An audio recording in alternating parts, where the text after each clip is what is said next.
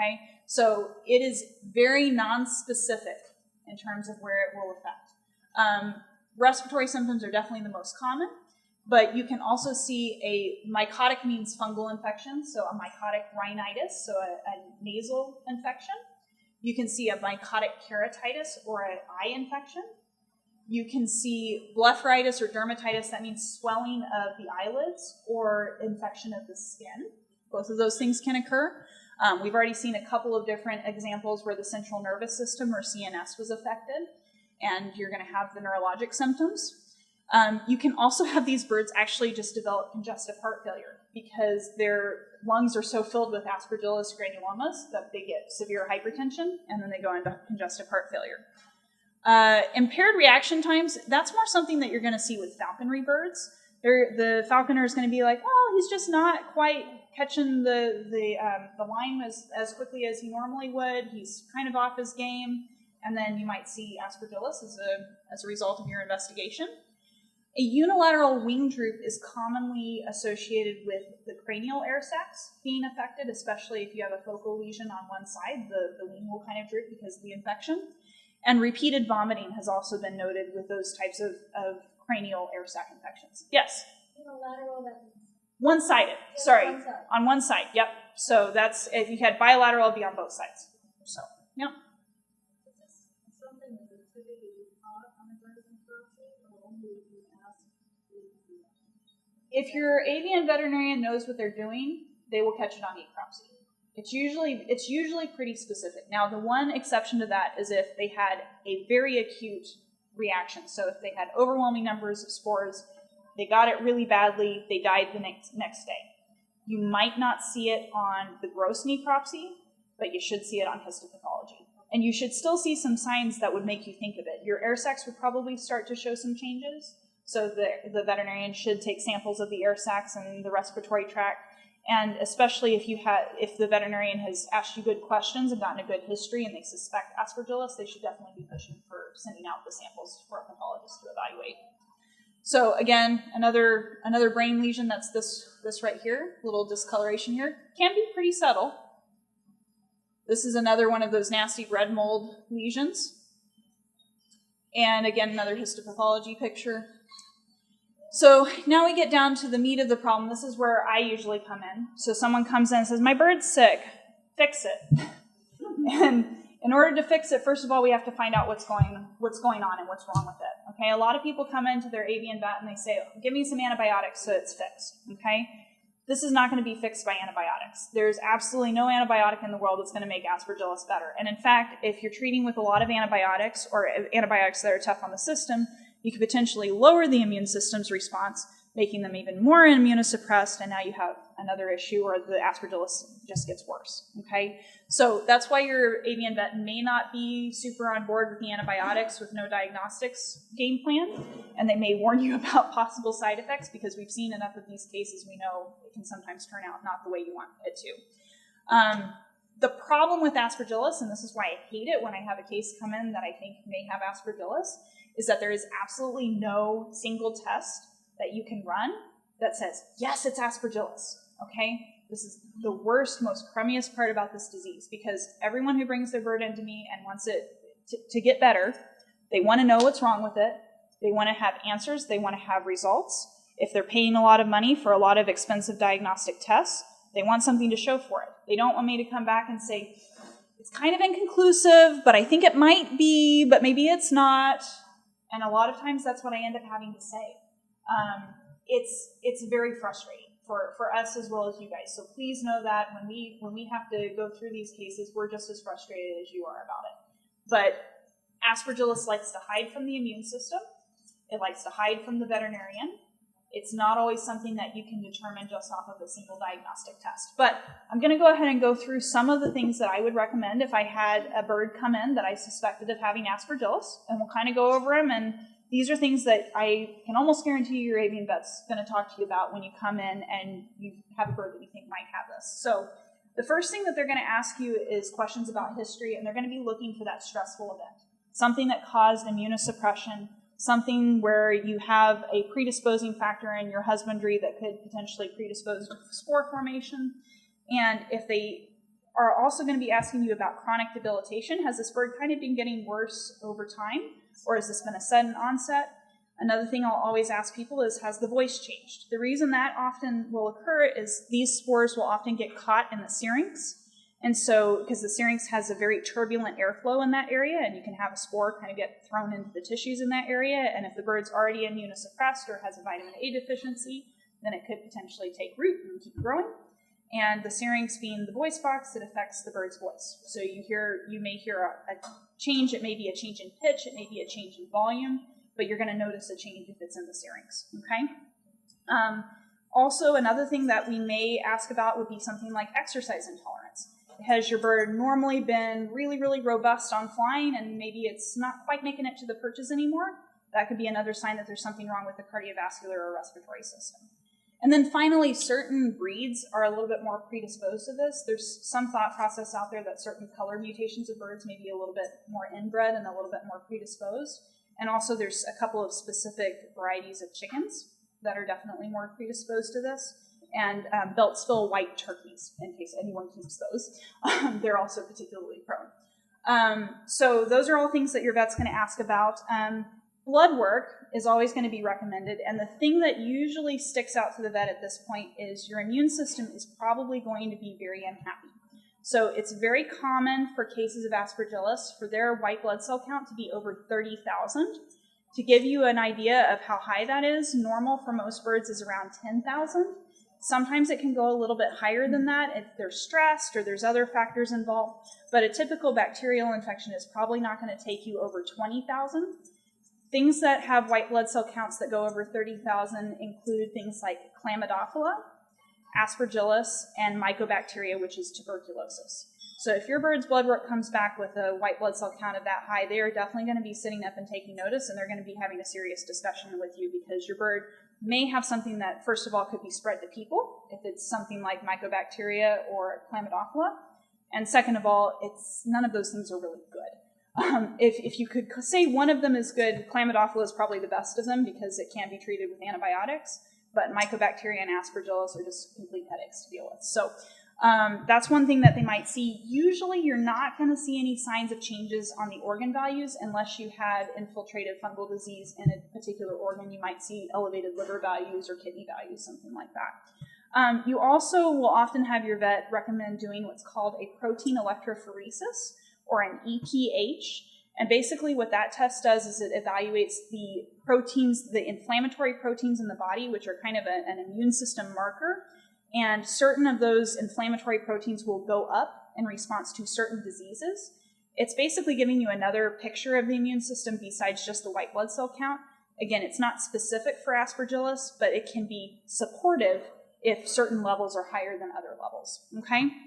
Another thing that they might recommend doing is called serology, and that's looking for things like antibodies and antigen within the bloodstream. So antibodies are what the immune system produces to try to get rid of the pathogen. The problem is you already have an immunosuppressed bird that's probably not going to be producing very high antibody levels, right? So antibodies, if they're present, may be very low, not what you would expect for a lot of other diseases that can have very, very high antibody counts when you have exposure to a pathogen. And also because Aspergillus is everywhere, just because they have an antibody in their system doesn't necessarily mean that they're having an active infection. So you have to interpret that with all of your other results. There's also a new test out called, or I say new, it's been out for a couple years, but called galactomannan. And that's a very common antigen, so that's something that Aspergillus actively produces. It's specific for Aspergillus, and you can also test for that in the bloodstream. And it's called galactomannan, and it usually comes with the Aspergillus panel that the University of Miami runs. And in human medicine, they found that correlates very directly to infection. They've done studies in rats and rabbits as well and have found that it has a very high specificity and sensitivity, basically meaning it picks it out even if it's a very small amount. And it's also very specific for Aspergillus, so you're not going to have a lot of false positive tests. If it's positive, it's unlikely to be anything else. And it still has a fairly decent chance of coming back negative, even in a bird that's positive. But if you're taking that test and you're interpreting it in light of all your other tests, that's one of the ones that can be the closest to actually giving you an answer. So it's going to be something that your vet's going to recommend doing, okay? X-rays can be helpful in seeing how bad the lung lesions are, but they are absolutely not diagnostic for Aspergillus. So X-rays are not, I'm going to show you some X-rays in a minute, but they're not going to tell you if it's Aspergillus, if it's a tumor, if it's another infection, okay? They can tell you if you have pneumonia or air sacculitis or other issues, but it's just going to be telling you the extent of the disease. You can also do CT scans, but they're going to be a little bit more detailed version of an X-ray, basically, okay? There's also the possibility of doing endoscopy and biopsy. So that, unfortunately, involves a surgical procedure. So you're anesthetizing an already really sick bird and making a little incision and going in with the camera and trying to see any sign of the problem and figure out what's going on. A little bit risky, but sometimes that's the best way to get a definitive diagnosis. Biopsy and fungal culture is generally considered to be the gold standard for diagnosing this condition, unfortunately. And I hate to be the bearer of that bad news because no one wants to tell their client that has a really, really sick bird that already looks like it might die, you know, to get a definitive diagnosis, I really need to anesthetize your bird, make a little incision, and go in with the camera. Most people aren't very happy about that.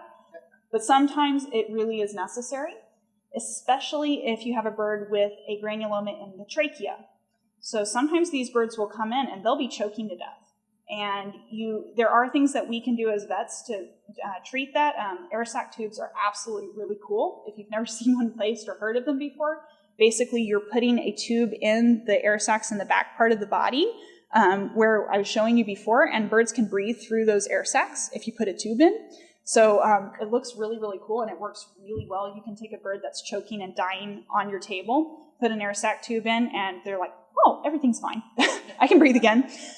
So it's a really neat surgical procedure. The only downside is it's not permanent. If you leave them in there for a long time, they'll get infected, and so you have to work to get the trachea working again. But if you have a tracheal obstruction, you probably, if you have a bird that's big enough, you really need to take a camera down there and see if you can remove whatever the obstruction is. And that could be an Aspergillus granuloma. Maybe it's just a seed. Maybe you choked on a seed or something like that.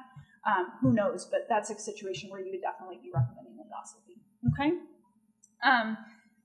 Anyway, the other thing is if you do all these tests and all of them come back inconclusive, which has happened before, I hate to break it to you, it does happen every now and then, your veterinarian still may say, I think it's Aspergillus, even though everything's inconclusive, if the history is supportive and you've treated with antibiotics and the bird's not getting better.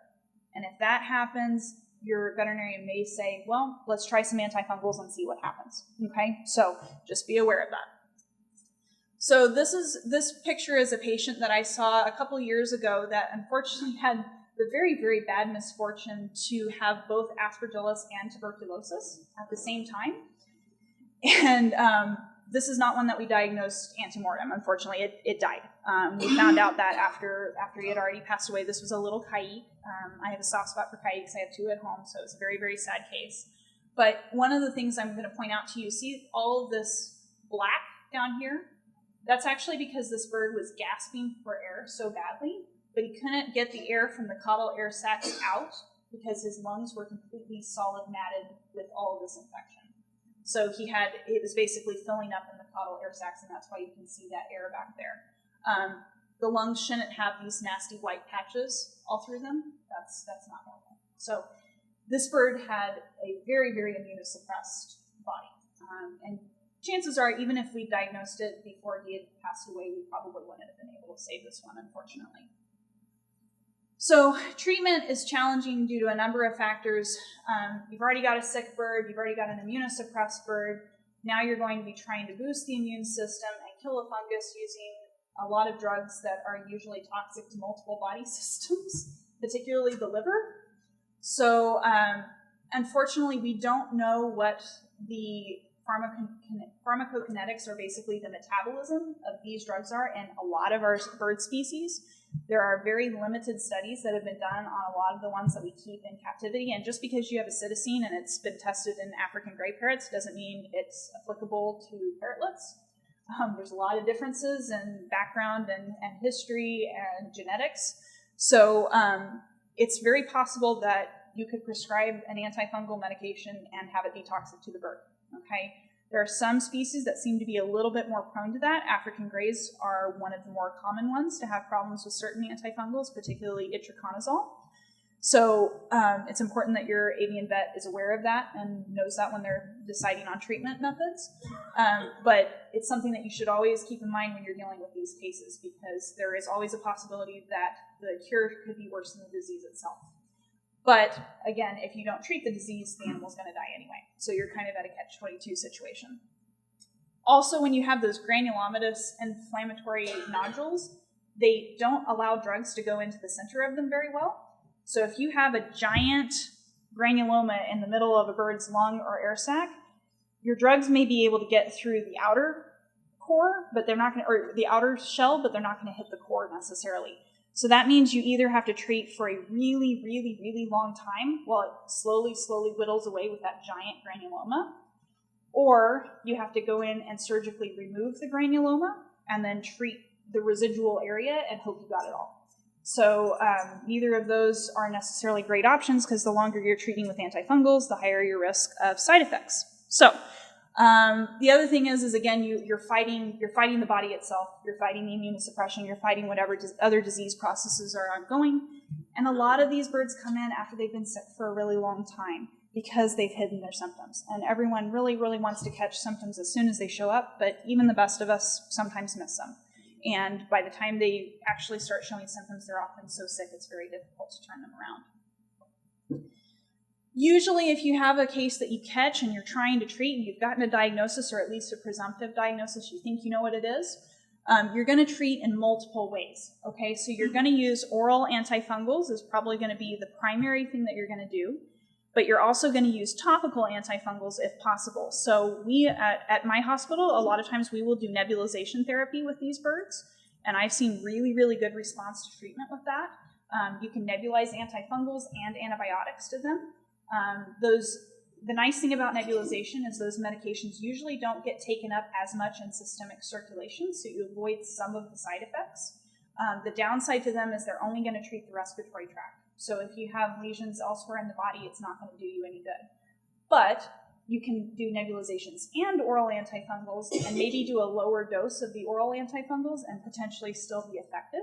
So there's different ways you can tweak that depending on the individual animal's health status, and we always take that into consideration when we're developing a treatment plan. It's not something where we just have a cookie cutter, this bird has fungal disease, this is what we treat it with. We gear each treatment plan to the individual patient. If we know that a bird has a giant granuloma somewhere in its body, either we've seen it on an endoscopy procedure, or maybe we've seen it on x-rays. Sometimes you can actually see it's got a huge mass in its lungs. We may recommend surgical removal of the lesions for the same reason we were talking about earlier. It just takes way too long to shrink it down gradually, and during that time it's still spraying spores all around the environment and in the localized area where it's at. So again, risky procedure, may not have good outcome, but may be curative if you can do that, especially if it's the only spot where the fungus is located. And then there's a couple of different antifungals that are available. Some things that your vet may talk to you about. The most common one that's used for most species is called itraconazole. It's a safer version of antifungals than what has been available in the past. It's not the safest on the market currently, and I wouldn't recommend using it in African grays. The safest that's on the market right now is called voriconazole, which is extremely expensive, okay? Itraconazole is not cheap either. A course of itraconazole for a, let's say, Amazon-sized parrot is probably gonna run you close to $100 a month. A course of voriconazole for an Amazon parrot is probably gonna run you more around $300 a month. So, and if you're treating for months and months and months while you're trying to get this resolved, that can be very cost prohibitive for trying to get this resolved. But most birds will do fine on itraconazole, again, with the possible exception of African gray. So that's usually the one we reach for first. Fluconazole is another drug that's in the same class as itraconazole, and it used to get used a lot more frequently. We've since discovered that it doesn't penetrate as well into the tissues as itraconazole. It's used very commonly, however, for gastrointestinal fungal disorders. So if you have candida, your vet may be prescribing fluconazole. And that's a perfectly good choice for candida, but not necessarily for a respiratory aspergillus. Another one that's come out and is being used with more frequency is called terbinafine. That actually first came out as like the antifungal athlete's foot cream. They've since developed liquid forms of it that have been both nebulized to birds and also given orally. And that seems to be a pretty safe antifungal drug. The other nice thing about that is it's actually a fungicidal drug. So it theoretically kills the fungus when it comes in contact with it, whereas a lot of the other antifungal drugs are more fungistatic, so they're slowing down growth, but they're not necessarily killing it. So terbinafine. So one of the things I often do is I will treat with a combination of itraconazole and terbinafine, plus nebulizations, depending on the situation for the bird. But I'm often using multimodal approach because I want to use lower doses of drugs to reduce the risk of side effects, but still attacking it from multiple angles. Okay, so and different veterinarians have different experiences with treatment protocols, and your vet may have a protocol that works really well for them in their hands, and they may be using that one, but that's what I typically have the most success with. This is an example of a happy case that I saw a couple years ago. This was a cockatiel that had a tracheal granuloma that we were actually able to see on x-ray. So see this little white spot right here? I don't know if you can see it very well, but the trachea traces down through here, and that's sitting right in the middle of the trachea. This cockatiel came in choking to death, couldn't breathe. I had to do an emergency air sac tube placement and saved his life. And then cockatiels are too small to endoscopically examine the trachea, but what we ended up doing is we passed a very small tube down the trachea and flushed a little bit of saline into the trachea and some antifungal medications. And we apparently managed to dislodge this because after we did that procedure, the bird could breathe normally again. So we weaned him off the air sac tube over a period of time. We had to do it very slowly because you don't want to pull an air sac tube and then have to place it again because the bird's got too much inflammation in the trachea to breathe through it yet. So what we did is over a period of about 10 days, we gradually treated him with anti-inflammatories and the antifungals, worked to get the inflammation in the trachea resolved, and we would start plugging up the air sac tubes so we could monitor how he would breathe through the trachea alone. And as he was able to go longer and longer time periods with breathing through his trachea, we eventually removed the air sac tube. And he's doing great right now. We're 2 or 3 years after that, and he's doing just fine. He hasn't had any recurrence. And this is what he looked like after treatment. So again, here's his trachea going down, and that little white lesion that you could see before isn't there anymore. We're very happy. So there's been some discussion on doing some preventative medicine things for Aspergillus. Believe it or not, vaccination has been suggested. I think that's kind of silly because the whole reason this happens is because they're usually immunosuppressed. So if you're immunosuppressed, why would a vaccine necessarily work? But that has been suggested, and it has been found to be very unreliable, surprisingly. So that's not something that's commercially available. It's all been theoretical, and research has gone into trying to develop a vaccine, and that's primarily been aimed more at poultry, because when you have an outbreak in a poultry farm, no one's going to go through and treat these birds with $100 a month itraconazole. It's not going to happen. Actually, it'd be a lot higher for the cost for a chicken. So usually those birds just get sacrificed and they move on. But if you had a repeated issue with Aspergillus, I can certainly see the benefit of a vaccine to try to help reduce your losses from that. But unfortunately, not really been something that has been successful.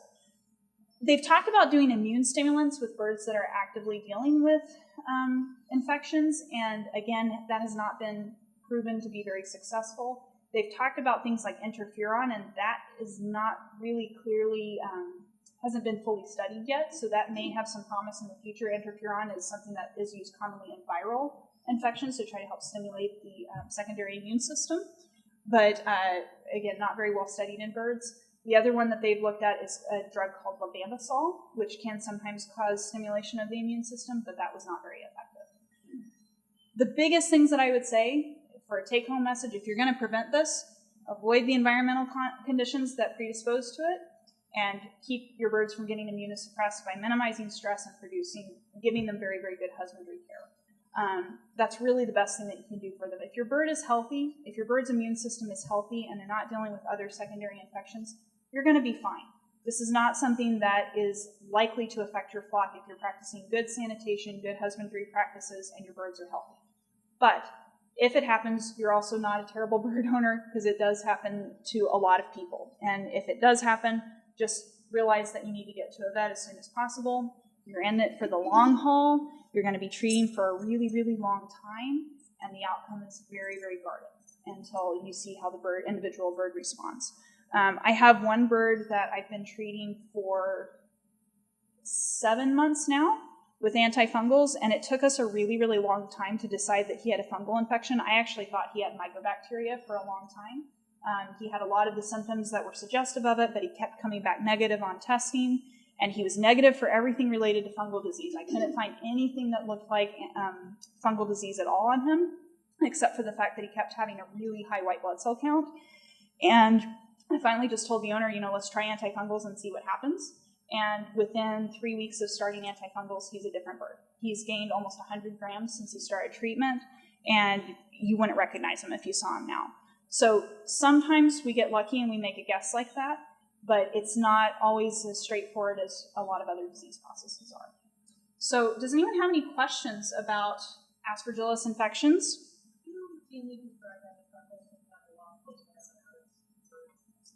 Good question. I only do that with very specific species. I would consider doing that, depending on the individual patient. I would consider doing that with waterfowl, and I would consider doing that with raptors. Besides that, probably not, unless I had a bird that I already knew was really immunosuppressed and a huge risk factor for it. But for waterfowl and raptors, there's actually doses for prophylactic antifungals in them because they are so prone to it. So. And penguins, I guess, if I was treating a penguin. I don't see many pet penguins at my clinic, but someday I may work with a zoo, so. Yes? Okay, this might be a little stupid, but I recently had a culture done on my lungs. Coena, the sinus? Yeah. Uh-huh. And this is twice if you've gotten an influenza or something like that. Okay. Would the culture show anything else? Does a culture just automatically check for fungal type? No, so not necessarily. So sometimes you can have, I have had in very rare cases a fungus grow on a bacterial culture, but I'm always very cautious in interpreting that as a actual real test, because fungus is also something that likes to be a common contaminant of cultures. So if you just have one fungal thing grow on it, it doesn't necessarily mean that that's an active infection. Most of the time, to give yourself the best chance of getting accurate results, you're going to want to do an actual fungal culture. And those cultures are different from the bacterial cultures because they actually have antibiotics mixed into the culture media because they don't want to grow bacteria. So they're actually really trying to isolate the fungal organisms. And the downside of fungal cultures, even though if you grow one up and you grow a piece of fungus, they can identify the species and the whole 9 yards, and they can tell you exactly what your bird's infected with. But it takes about 3 weeks on average to get those cultures back. So you take that sample and you send it off to the lab, and then you're trying to keep your bird alive for 3 weeks while you decide whether or not it has fungus. Can be a little bit dicey. And they're usually fairly expensive too. Okay, well, he's great. So because he's gone through an antibiotic and he's had that infection, Immunosuppressed? Sure. Sure. So that's a potential risk factor. So certainly I would hope that your veterinarian is staying to looking at that very closely as a potential issue. Well, just drive up to Seattle and come see us. It's really tough. I am a little bit serious with that. It's really tough for me to say, give you a good answer for your individual bird without seeing the medical history, without doing a physical exam, without seeing any diagnostic test results. And I don't mean to be wishy-washy about it, but it's really tough for me to diagnose in a conversation or over the phone. But yeah. So I've never heard of using pine needles before. I really can't speak as to whether or not that would work. To my knowledge, there's no antifungal component to pine needles. It might have like a bronchodilator effect. It might open up their airways a little bit, but I don't know of any specific antifungal component. I have used F10. I will tell you that is definitely one of those things. It's anecdotal evidence. There's no research to support using it in birds, but I have F10, but I have used it in nebulizations, and anecdotally, it seems to really help. I never use it as a sole nebulization agent, but it's often something that I'll add in with those birds that come in with really severe respiratory disease, and I don't really know if it's fungus, but maybe it is. I'll throw in a little F10 with my nebulizations to try to help stave off the symptoms while I find out.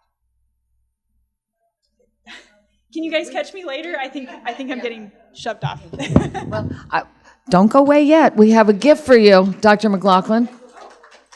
AFA would like to present you with this tile showing this is a replica of our painting of this year. It's the Chiracos, and we thank you so much. Please join me in thanking Dr. McLaughlin for her time and expertise.